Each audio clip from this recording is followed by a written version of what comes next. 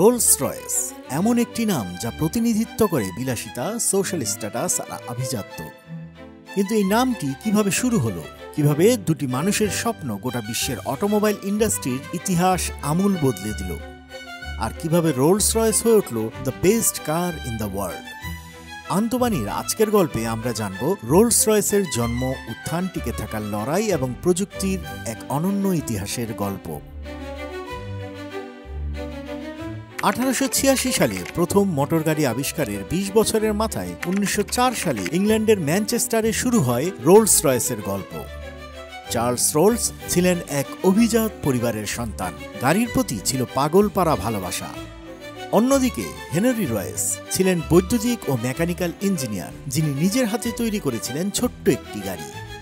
1904 সালের 4 মে লন্ডনের ম্যানচেস্টারের মিডল্যান্ড হোটেলে এই দুইজনের প্রথম সাক্ষাৎ হয়। রোলস ব্যবসা আর রয়েস প্রযুক্তি মিলে তৈরি হলো রোলস রয়েস লিমিটেড।